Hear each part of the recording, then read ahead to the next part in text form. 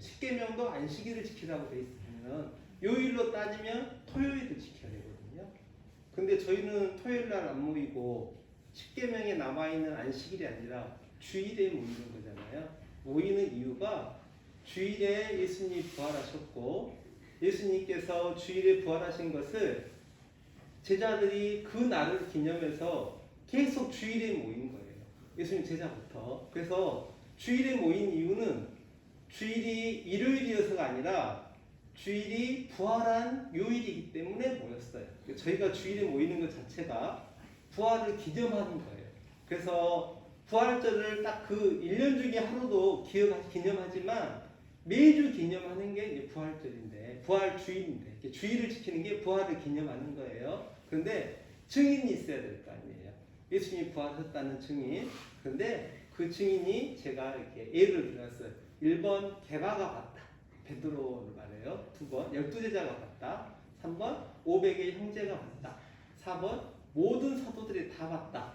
5번 예수님의 사도인 바울 자신이 봤다. 1번부터 5번까지 예수님의 부활의 증거가 누구이실까요? 누구일까요? 자, 마음속으로 번호를 다 찍으시면 돼요. 네. 답은 뭐냐면, 다음 주십시오. 답은 뭐냐면 전부 다 봤어요. 게바와 12제자와 500의 형제와 모든 사도와 사도된 바울이 다 봤어요. 바울이 이 말을 할 때, 성경 이 구절을 적을 때는 이들 중에 반수 이상이 살아있었다고 해요. 그러니까 지금 부활의 증인들이 있었고 그 증인들 가운데 반수 이상의 과반수가 살아있는 상황에서 사도 바울은 이들이 증인이다라고 적은 거예요. 네, 그 다음 주십시오. 그다음 두 번째 질문은, 그러면 예수님은 2000년 전에 부활하셨다는데 과연 우리는 부활합니까? 라는 질문을 던져야죠. 두 번째 질문이에요. 당신은 부활하십니까? 1번 부활할 거다.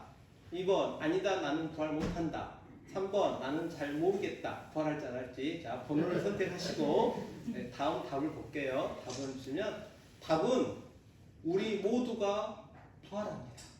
자, 그러면 이 자리에 계신 재직분들은 다 부활한다. 아니라는 사람 없겠죠. 그런데 예수님을 믿지 않는 분들도 있죠. 교회 오라고 해도 맨날 안 오고 오히려 교회 간다 그러면 구박하고 쟤들은 맨날 교회 가서 예배 드린다고 막 조롱하는 분도 계실 거예요. 그러니까 신자도 있지만 불신자도 있어요. 근데 성경은 뭐라고 하냐면 그들도 부활한대. 자, 믿는 자만 부활하는 게 아니라 안 믿는 사람도 부활을 해요. 그래서 예수님께서 다시 오시는 그 영광의 날에, 그 큰 날에 인류는 전부 다 부활한다. 안 믿는 분도 부활한다는 겁니다. 그런데 부활의 목적이 달라요. 예수님 믿고 믿음으로 예수님을 구주로 받아들이고 오늘 목사님 설교하신 것처럼 주께서 맡기신 십자가를 억지로든지 자원해서든지 기쁨으로든지 그 십자가를 지고 죽음으로 달려간 사람은 영생을 위해서 부활해요. 그러니까 이 자리에 있는 저희들은 영생을 위해서 부활하는 거예요. 그런데 예수님 밖에 있는 분들은 죄송하지만 영벌을 위해서 부활해요. 그래서 구원과 심판은 언제나 등을 딱 맞대고 있어요. 다 부활해요. 사람들은, 태어난 사람은 다 부활하는데 둘 중에 하나로 갈리는 거죠. 영생을 위해서 부활하든지 아니면 영원한 벌을 위해서 부활을 하든지. 그런데 성경에 그렇게 말씀해 놓으셨어요. 그래서 영생을 위한 부활의 전제 조건이 나와요. 뭐냐면 오늘 목사님 설교하신 것처럼 십자가가 없으면 왕관도 없습니다. 고통이 없으면 소득도 없습니다. 땀이 없으면 달콤함도 없습니다. 여기 시골교회니까 여름과 봄, 여름, 가을에 농부의 땀이 없으면 가을, 겨울에 결실과 평안이 없는 것과 똑같아요. 그래서 부활하려고 그러면 반드시 죽어야 됩니다. 그냥 죽으면 안 되죠. 부활하시려면 반드시 십자가에서 죽으셔야 됩니다. 주께서 맡기신 그 십자가, 억지로 지어졌던 자원에서 지었던지 간에 그 십자가에서 죽어야만 영생을 위해서 부활합니다. 그 십자가에서 죽지 않으면 죄송합니다. 영벌을 위해서 부활합니다. 자, 그런데 그 다음 질문입니다. 예수님의 부활을 목도한 사람들은 그 성경이 쓰일 때는 반수에서 살았었지만 2000년 지나니까 그들 다 돌아갔었어요. 그들은 이제 이 땅에 없죠. 그런데 어떻게 그럼 저희가 예수님의 부활을 증명할 수 있을까요? 그 성경이 쓰여진 그 당시에는 부활의 증인들이 살아가지고 부활을 증거했는데 이제는 그분들은 다 돌아가셨으니까 우리가 부활을 증명할 방법이 마땅치 않게 됐어요. 그래서 전통적으로 두 가지로 부활을 증명합니다. 첫 번째는 불신자들이 믿을 때까지 계속 설명하는 거예요. 계속 전도하는 건데 만약에 복음이 안 들어간 곳에서는 이게 가능하겠죠. 불신자들이 예수님 믿을 때까지 계속 전도하고 설명하는 것. 근데 대한민국은요 이미 그런 시대가 지났어요. 이제는 말로 설명함을 넘어서 삶으로 부활의 증인된 삶을 보여주는 수밖에 없어요. 삶으로 보여주지 않으면 어느 누구도 이제는 부활의 예수님을 믿지 않아요.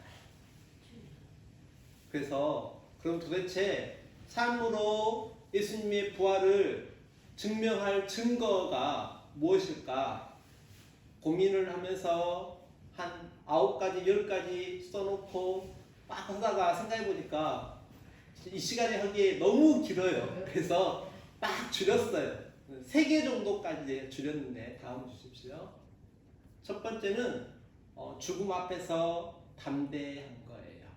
죽음의 권세가 슬프긴 하죠.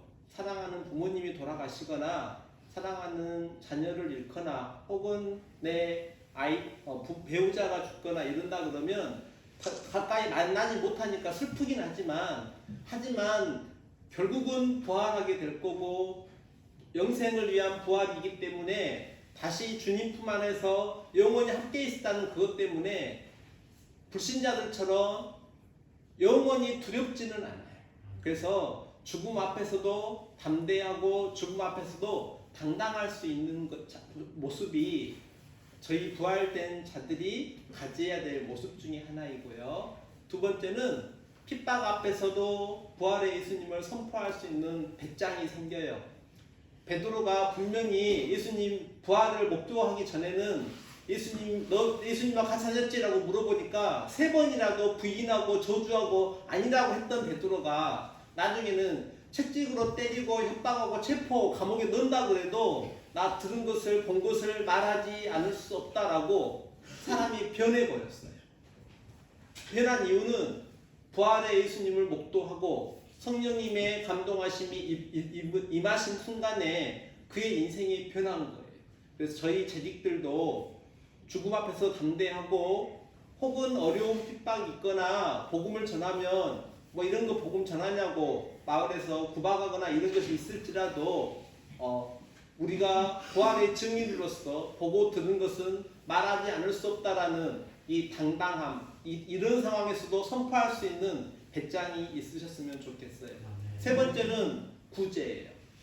신명기의 말씀처럼 내 형제 중에 곤란한 자와 궁핍한 자에게 내 손을 펼치지나 하셨기 때문에 저희 교회 헌금 지출 헌금함 내용 중에 구제가 들었고 또 좀 이따 성도만 장로님 이렇게 얘기하실 때 보면 구제로 사용되는 항목이 있는 것처럼 이게 왜 있어야 되냐면 형제 중에 곤란한 자와 궁핍한 자가 없게 하라는 것이 하나님의 명령이었고 예수님의 부활을 목도한 초대교회 역시 땅을 팔아서라도 집을 팔아서라도 사도들의 발 앞에 놓고 그것으로 어려운 분들 그런 분들이 나눴기 때문에 궁핍한 자가 가난한 자가 없었다라고 얘기하고 있어요. 그래서 부활의 증인들은 구제해야 되고요.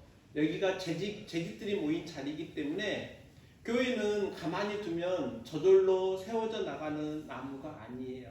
끊임없이 돌보고 관리하고 돌봐야 된다고 생각을 해요. 그래서 그 일을 하라고 직분자를 주신 거죠. 선포하시는 목사님, 다스리는 장로님, 섬기는 집사님들을 교회에 주신 거고 그분들이 모여서 지금 재직회가 된 거기 때문에 저희 재직회에서 부활의 증인이라고 한다 그러면 반드시 교회를 섬기셔야 돼요. 네, 그래서 다음 주십시오. 총장님께서 이런 표현을 쓰셨죠. 전창 총장님께서 인간의 본성이 약해서 어떤 분이 교회 모두에게 선물이 될 수는 없지만 반드시 누군가에게는 선물이 돼야 됩니다. 나를 통하여 유익을 얻는 한 사람은 적어도 있어야 된다라고 말씀해 주신 것처럼 제가 이 교회에 있으면서 적어도 누구 한 명에게는 유익이 돼야 되고 그분에게는 제가 선물이 돼야 되고요. 저희가 살고 있는 교회가 있는 이 지랑 마을에 어느 누군가에게는 유익이 돼야 돼요. 만약에 이게 없다. 나중에 주께서 책망하실지 모른다는 전 두려움을 가지고 있어요. 그래서요. 오늘 한 내용을 정리하자 그러면 나는 오늘 누구에게인가 부활의 선물이 돼야 돼요. 그리고 우리가 부활의 선물이 되는 이유가 뭐냐면 놔두면 그분들은 영벌을 위해서 부활하기 때문이에요. 그래서 영생을 위한 부활을 하게 될 저희들이 그분들을 불쌍히 여기고 긍휼히 여기기 때문에 부활절에 달걀과 메모지를 통해서 복음을 전하려고 하고 또 부활절에 그것을 편지를 전하면서 말씀의 대잔치 사경에 저희들이 초청을 하려고 하는 거예요. 그래서 달걀도 오늘부터 부활절 달걀을 누구에게 줄 것인가 마음속으로 정하고 그분 위해서 기도하고 그리고 나서 그걸 전달해 주시고요. 부활 사경의 초청의 편지도 내가 누구에게 전해줄 것인가 고민하고 그분 정해지면 그분 위해서 기도하고 해가지고 전달해 주셨으면 좋겠습니다. 감사합니다. 오늘 장로님이 매우 실제적인 재직의 자세와 역할을 설명해 주셨는데 저는 마음에 깊은 감동이 됐어요. 눈물이 날 뻔했어요. 너무 감동이 돼가지고. 사실 그렇습니다. 우리가 달걀 하는 것보다 더 중요한 것은 뭐냐면 마음과 기도로 준비해서 전달해야 돼요. 일단 그것도 이야기할 거예요. 이제 성도만 장로님 나오셔서 재정 보고 해주시겠습니다.